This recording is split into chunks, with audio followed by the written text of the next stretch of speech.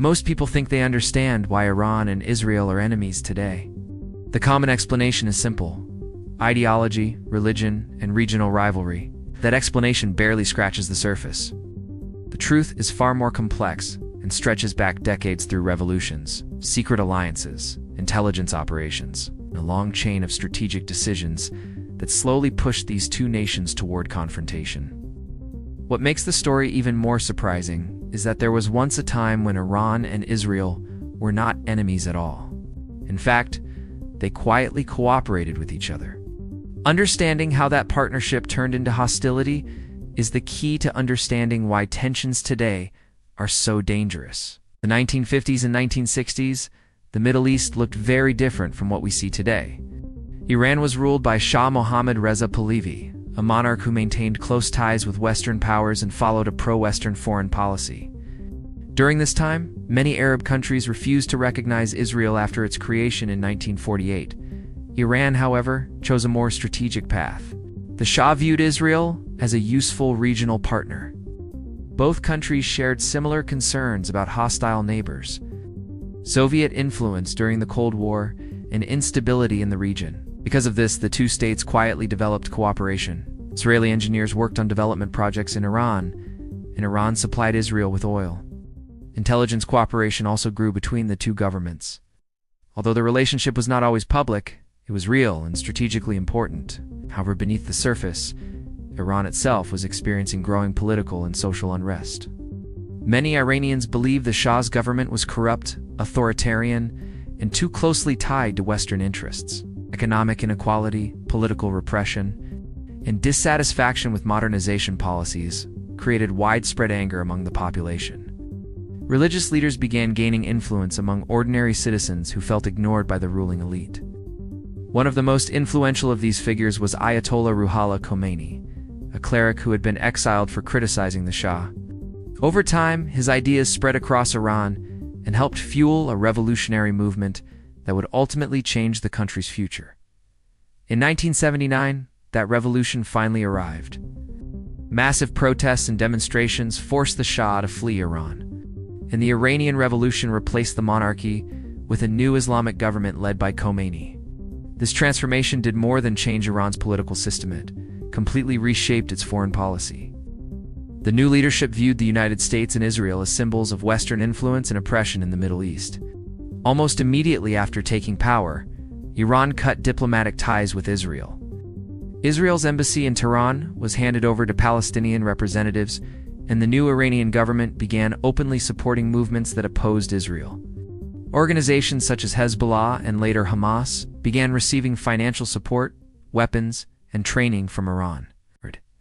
For Israel, this marked the beginning of a new and serious security threat. Despite this hostility, the two countries did not immediately enter direct war. Instead, their rivalry developed into what analysts often describe as a shadow war. Throughout the 1980s, 1990s, and early 2000s, Iran and Israel rarely confronted each other directly. Instead, they competed for influence through regional allies and proxy groups. Iran strengthened its partnerships with militant organizations around Israel's borders, particularly in Lebanon and Palestinian territories. Hezbollah became a powerful armed movement, capable of launching rockets into Israeli territory. Hamas also gained influence in Gaza. At the same time, Israel began focusing on preventing Iran from expanding its military capabilities, especially its nuclear program. This competition led to a series of covert operations over the years. Israeli intelligence agencies were widely believed to be involved in cyberattacks, sabotage missions, and assassinations targeting Iran's nuclear infrastructure and scientists. One of the most famous incidents occurred in 2010, when a sophisticated cyber weapon called Stuxnet damaged Iranian nuclear centrifuges. Although the attack was never officially claimed, many experts believe it was developed jointly by Israeli and American intelligence agencies. Iran responded by expanding its missile programs and strengthening alliances across the region. Over time, the conflict spread beyond the two countries themselves and began influencing wars and political struggles throughout the Middle East. The situation became even more complicated after 2011, when the Arab Spring uprisings triggered major changes across the region. Governments collapsed, civil wars erupted, and new alliances began to form. Iran used this instability to expand its influence in places like Syria and Lebanon by supporting allied militias and governments. For Israel, this development created a serious strategic concern. Iranian forces and Iranian-backed groups were now operating closer to Israeli borders than ever before. Israel responded with repeated airstrikes, targeting weapon shipments, military bases, and militia positions connected to Iran and Syria. Each strike increased the possibility that the shadow war might eventually turn into open conflict. Meanwhile, Iran continued building what analysts often call the axis of resistance, a network of allied groups across the Middle East that oppose Israel and Western influence. These alliances increased Iran's regional power, but also raised tensions dramatically. Over the years, missile launches, drone attacks, cyber operations, and covert assassinations became more frequent. Each side accused the other of crossing red lines. Although neither country seemed eager for full-scale war, the risk of escalation grew with every new confrontation. The world watches this rivalry closely because the consequences of a direct war between Iran and Israel would extend far beyond the region. Israel maintains strong support from the United States and possesses one of the most technologically advanced militaries in the world. Iran, meanwhile, has built relationships with various regional militias and has strengthened diplomatic and economic ties with powers like Russia and China. If a large-scale conflict broke out, it could involve multiple countries, either directly or indirectly. Such a war could disrupt global oil supply routes, destabilize already fragile governments across the Middle East, and create economic shockwaves throughout international markets. Over the years, several diplomatic efforts have attempted to reduce tensions and prevent escalation. One of the most significant was the 2015 nuclear agreement known as the Joint Comprehensive Plan of Action. The deal aimed to limit Iran's nuclear activities in exchange for lifting economic sanctions. For a period of time, it appeared to reduce tensions. However, political changes and deep mistrust between governments weakened the agreement. When the United States withdrew from the deal and sanctions returned, Iran began restarting parts of its nuclear program. The collapse of this agreement brought tensions back to the surface almost immediately. Looking at the history of this rivalry reveals a repeating pattern. Shift in regional power leads one side to expand influence. The other side responds through military actions or covert operations. Tensions rise until the international community fears war.